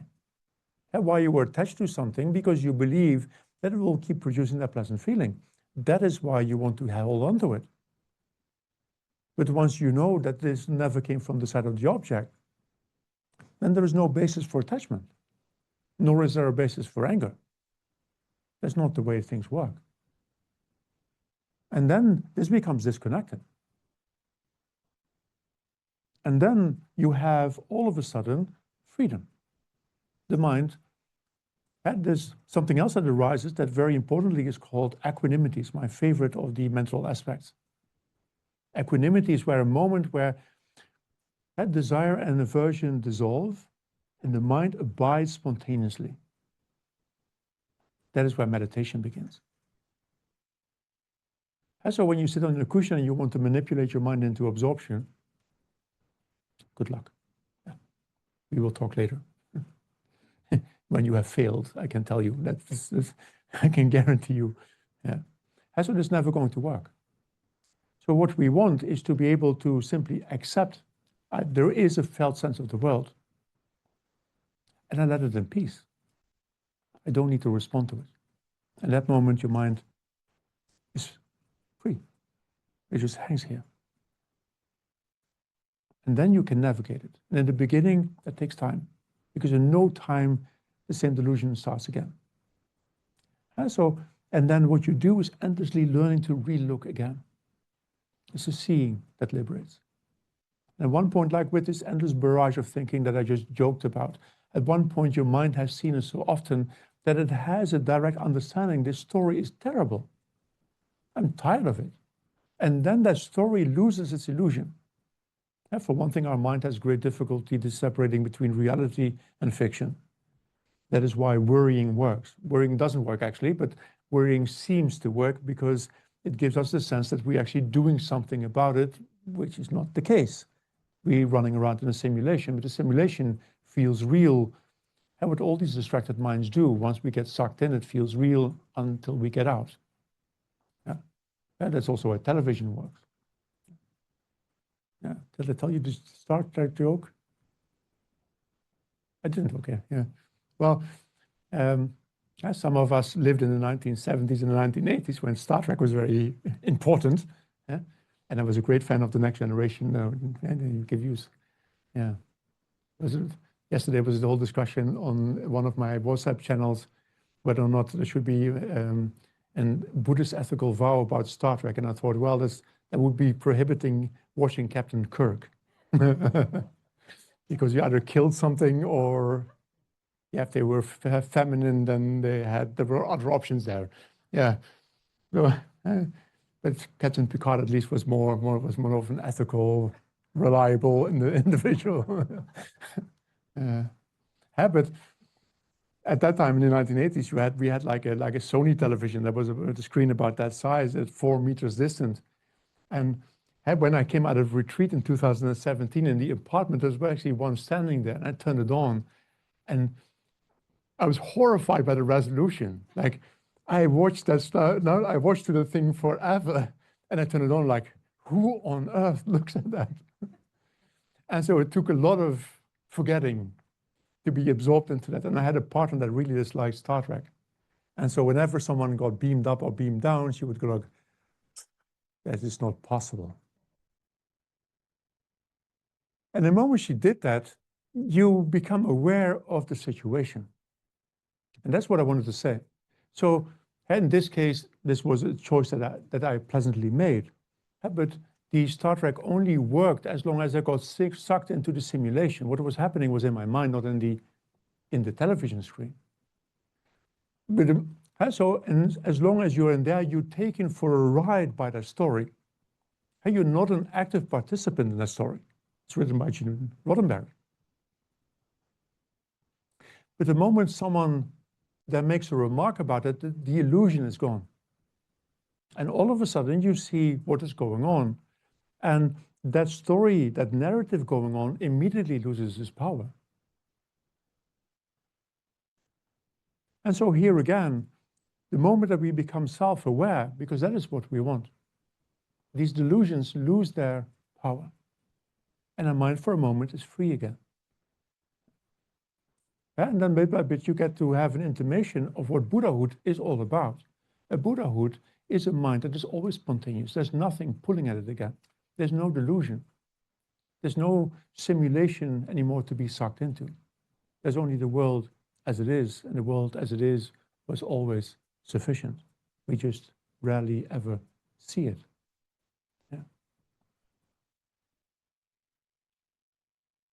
And so when we have that spontaneous abiding, then we can start to play. We are collective makers of our world. Yeah. And the stories that we tell are not, we did not invent them. We all take our stories from our culture. We were earlier talking about Protestant work ethics, for example, that you should succeed and judge and force yourself into being rich. I failed badly at that. But we often don't question these narratives until we run into a wall. And in fact, we're full of these narratives. We build ourselves understanding, our self-understanding and our world understanding from social narratives. And we get them from our parents and from our churches and from our politics and so on and so forth. And we use these narratives to make sense of the world that we are in. And we believe these narratives to be true, to be a given thing about the world rather than something that we made up. And so the moment you become aware of these narratives, the mind becomes free. Because then you see it for what it is. You don't need immediately to get rid of it. Because that would be to fall into more aversion. Like, oh, no, my self-story is so bad, I shall replace it with another self-story, which is a really bad idea for meditators. Yeah. In the end, you would like to go of all stories. But rather than letting go of all stories, the first step that we need is to accept the stories as they are. To be able to stand still and to say, this is it. I only have this moment. And to not want it does not make sense. And to not want the present is not to want my life. I mean, I can only meditate or practice here. So not to want this moment, even if it feels bad, is not of use to me. To be attached to it is not of use to me either, because attachment immediately breeds fear, because I fear losing it. And I will lose it because, well, this moment that I just talked about is already gone. And so both aversion and attachment steal my present, whatever is in that present. And when they steal it from me, there's nothing that I can do with it. So whether or not this present is unpleasant or pleasant or indifferent, if my mind responds to it with indifference or aversion or desire or attachment, that moment is lost. There's nothing I can do with it anymore. It's gone.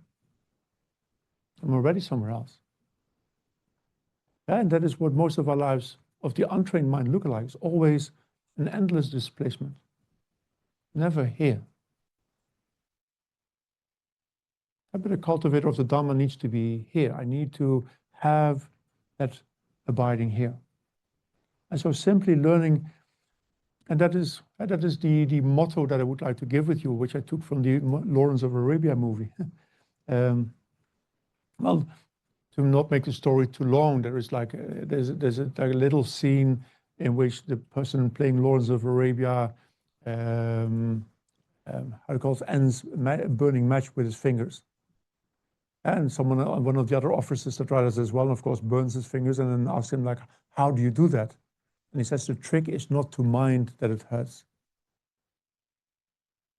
And so the trick is not to mind the present, because the moment you mind the present is lost. Either by attachment, because that is fearing that you lose it, or aversion, not wanting it. In both cases, you burn your fingers in a way. The thing is not to mind it. And therefore to be fully present to the present, whatever is in there. That's where your freedom starts. And it's profoundly satisfying to be able to remain in the present no matter what is going on in terms of felt sense. And to learn then gradually to have the ability to choose within it. And then, only then, you can start to work with retelling the present. So rather than wanting to get rid of it, to see if there are ways that you can look at the same present but from a different perspective. Like this being a moment of my precious human rebirth, and I will have it once. I might want to keep it. Yeah. Or that I might not be entirely comfortable, maybe I am, but this was nicely arranged by the people here of the center that made all this effort to set all of this up and so on and so forth. So it might not be everything that I like, but with the effort that they made, it might actually be exactly what I like. And so there's all kinds of subtle ways in which we can shift our evaluation of the present that also immediately shifts the felt sense of that present, because it always came from our side. And then you find that your mind is very rich in an enormous amount of interpretations from compassion and kindness and generosity and so on and so forth, that you can actively bring, and they change the way the world looks to you. And that then provides you with a better basis for your intent. This your intent can follow.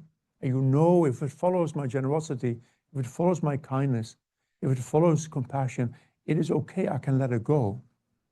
And that's what real freedom is about. What I wanted in Toulouse when I was teaching was not free will. What I really wanted was to be able to sit back and to be sure that my talking could just happen. I just wanted to be comfortable. I wanted to have a trust relationship with my own mind.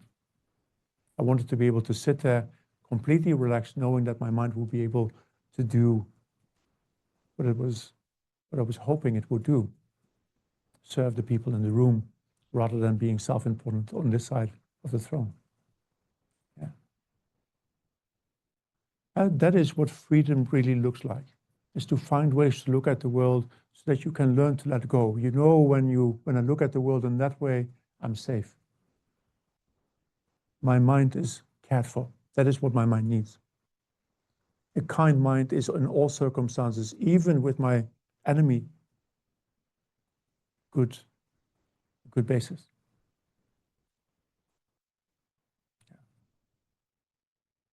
That is what bhāvanā meditation is all about.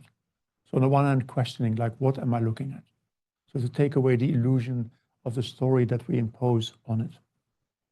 And then on that basis to cultivate other aspects of the mind that are far more informative.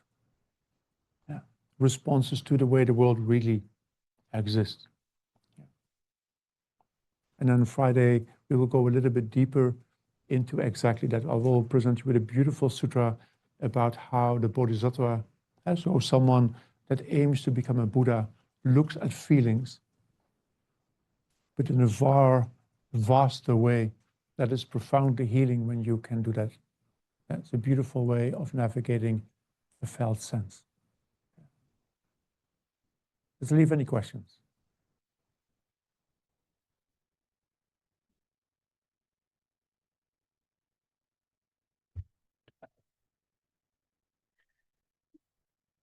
I wanted to make sure that I got this right.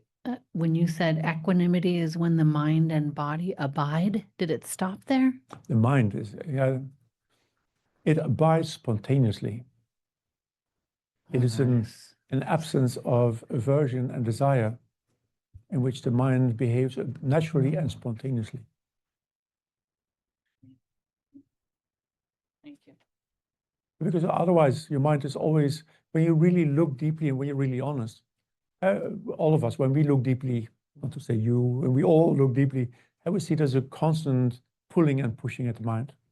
It's like all these, that is why they call it monkey mind. Not that the monkey wants to jump, it's like this nervousness in the background that makes it jump all the time. So it's restless. And when it gets tired of being restless, it becomes dull. And that's why we all face this endless going back and forth. And that is what you get from this reactiveness that attachment, desire, aversion cause. And so the moment you intervene by simply becoming fully aware of the felt sense, then that stops. At that moment, the mind all of a sudden floats. And when you learn to work with that, then you can turn your attention to whatever you want. Exactly. Yes. And that is the way you navigate meditation, because then you place it on something that is virtuous. So you bring it to the breath, not to achieve anything, but because the breath, for example, highlights that as long as you breathe, you're alive. That's already a remarkable thing. You could use it as the breath is often used as a reminder that we interexist with all life, and someone is producing your oxygen. Or the fact that the breath is impermanent. In fact, there's nothing moving through time at all. There's an always changing present. So the breath is a virtuous object because it has much to give. It's not something in and of itself that is rich in information. But you can't turn it there when your mind is always being pushed and pulled at. And so in order to be able to turn your mind to whatever object you wanted to, you need to have that spontaneity. And so that is why practice always starts with equanimity, letting go. Not pushing anything away. But that's the delusion that many people have about shamatha practice, that shamatha is about ignoring the external world. You can't, that's not possible. That is like, I shall not think about a pink elephant. Yeah. The only way to do that is to consistently think about pink elephants. I remember at one point in a very early and long retreat, I really wanted to concentrate, and there was a neighbor that had 3 dogs that barked all the time. As a monastic, I can't tell you anymore what my imagined solutions were for the 3 little dogs. That would not be wholesome. Yeah? The problem is the mind. Yeah. And so at one point, the mind just lets go. And that is actually, it's remarkable how that feels when the mind does that. So most of us, we do that. That happens in the beginning when our mind figures it out for us, for itself, not because we are wise. Yeah. Good and quite extreme story actually comes from I think he's a British monk he's an abbot in Australia, Ajahn Brahm. Some of you might know him. Yeah. His podcasts on YouTube are quite popular. And in one of his books, he tells a story that and I can vouch for that, I've tried it. He tells that he's at one point in northern Thailand, far, far away from Bangkok. And he's sitting there to meditate, and all of a sudden he gets a tooth channel, how you call this? A root canal infection. Oh, And for those of you that have had that, you know that hurts a lot. So he describes in a story that he saw every way that his jaw could disintegrate in his mind. He saw it explode and sort of permeate and then fall off and rot away. And so for 24 hours, he suffered badly. But his mind didn't realize is that the mental obsessiveness over it is much more suffering than the actual pain. The Buddha differentiates between physical suffering and mental suffering, of which the second one is by far worse. And it says that after 24 hours, his mind was just tired. And there was no way, I mean, he was 3 days or 4 days of travel away from Bangkok. There was no point of getting up. By the time he got to Bangkok, whatever happened would have already happened. And so after 24 hours of just sitting with all this misery in his own mind, his mind stopped. And he says that was the most blissful experience he ever had in his entire life, the relief. When the mind lets go of the suffering it's causing itself. And then you have an intimation of what the Buddha feels. Because for a Buddha, that is eternal. Eternal relief. The mind doesn't do that anymore. The mind can't obsess over things. Then the toothache is just that. Toothache. Not self, not personal. Will go away quite by itself. Nothing to do about it. Yeah. That's freedom. And that is a happiness that no consumer good can ever come even close to. Yeah, because in that moment, the mind is free. There is a toothache, but the mind can go anywhere where it wants. And then to sell it even better, then the mind starts to respond to itself. And you can see from my skin, I have goosebumps. And so even the memory of that is impressive, creates like a very deep physical response even. Is that when the mind then starts to hover and it finds a measure of freedom, it is self-aware of what it is. That is a profoundly ethical and beautiful state. And then for the first time, rather than using pleasant feeling to indicate something outside, the same feeling starts to respond to something inside. And feeling all of a sudden becomes conditioned by something else. And as I've indicated, most of our pleasures are temporary feelings of relief. We desire something and then we're very happy when it's satisfied. And so that is not sustainable. That is why pleasure is easily caps off.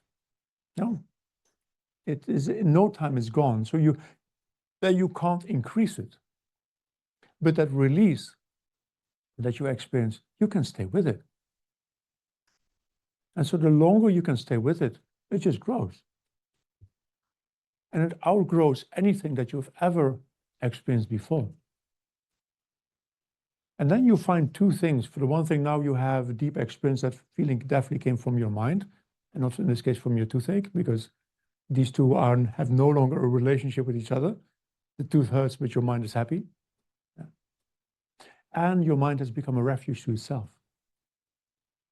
You have something, you have a form of happiness that is not dependent on things outside of yourself. It's not dependent on getting something. You can just go there. You can calm the mind. You make it equanimous. You let it hover. And then you let it observe itself.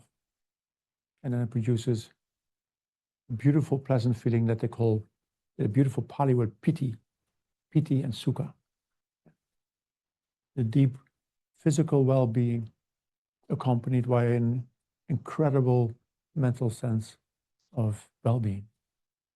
And that draws the mind inside. In the beginning, this is very soft and gentle. And for Protestants, very difficult to find because you should have earned it. Yeah, not necessary. Yeah, here, nothing to earn. You please look at it. And that's why I very much focus actually on feeling. Because Westerners tend to overlook it. In the beginning, it's very gentle, it's beautiful, it's amazing, but we overlook it.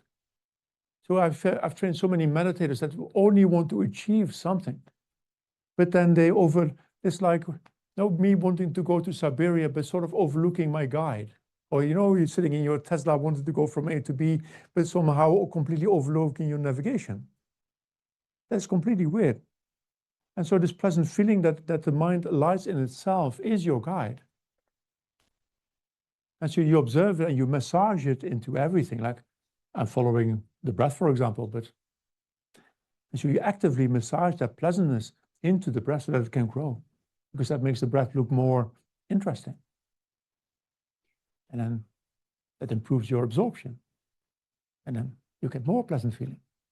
And so you get a very active engagement that gradually is so impressive that the mind forgets about the world.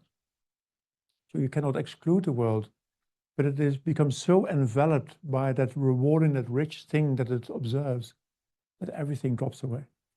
And so at one moment, there's no sensory consciousness anymore, and your mind enters in a very different space entirely. That is called samadhi.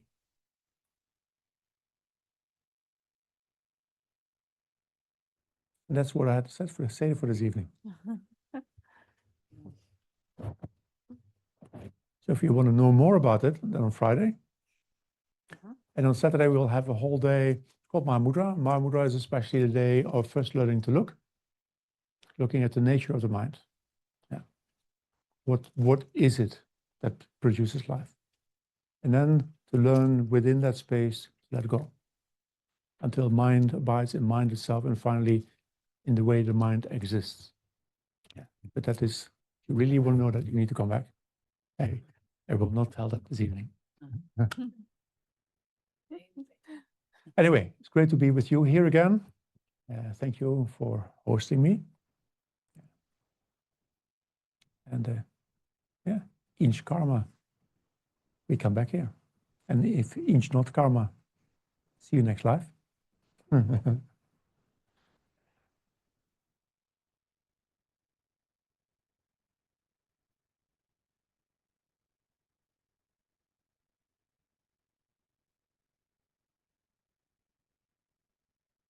Yeah, I mean, I see the microphone going around. I'm just wondering what is. Oh, I was awaiting what was coming our way. Yeah, my way.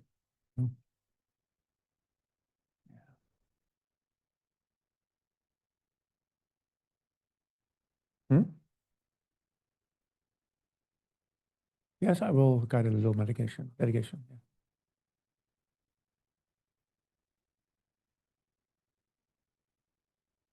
So in the context of this evening,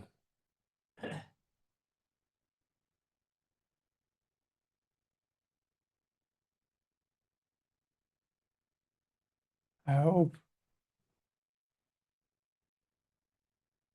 that it shows how much power there lies in learning to look at the world and ourselves in it.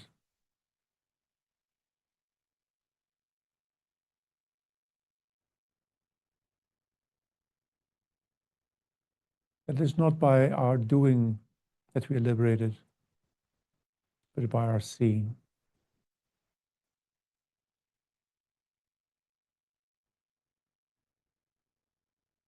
By seeing that we exist due to the kindness not only of our own body and mind,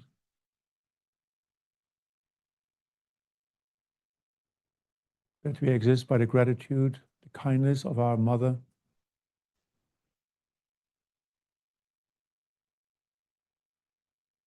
family, teachers, innumerable sentient beings.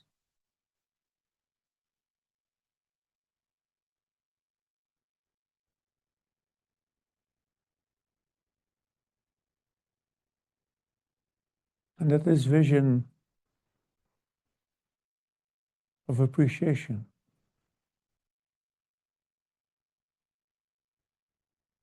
is exactly what is lacking in our world.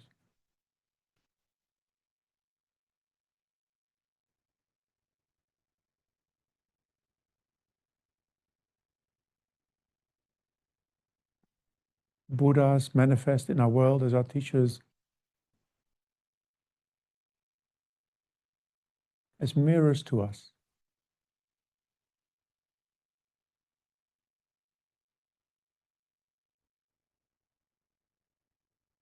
And when we really look deeply in that mirror,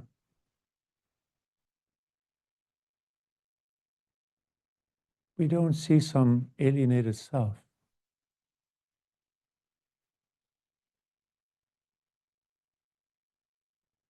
We see a being of beauty, a person happening between body and mind and a multitude of others.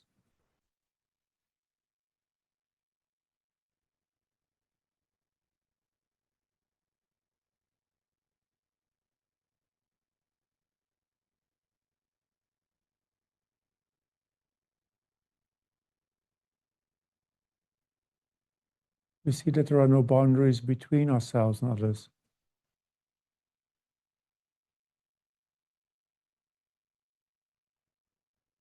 That if you would want to tell the real story about you, you'd end up telling the story about everyone.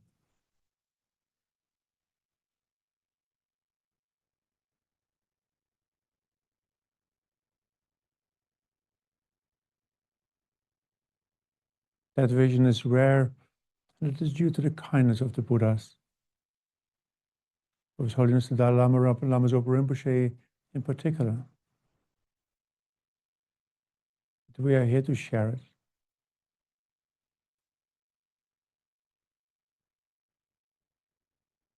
As a perspective on the world that brings healing, that brings peace and kindness.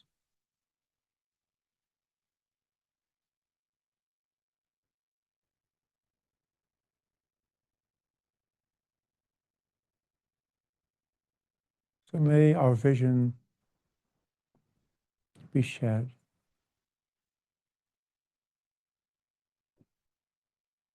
Spread across living beings, spread across our planet.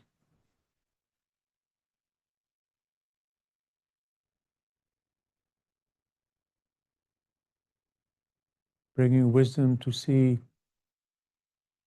how we exist.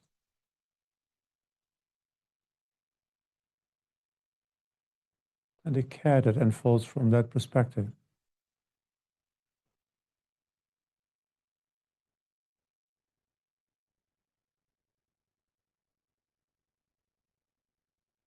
May our efforts of this evening contribute to the gradual freedom of all those who were graceful enough to gift us this evening together.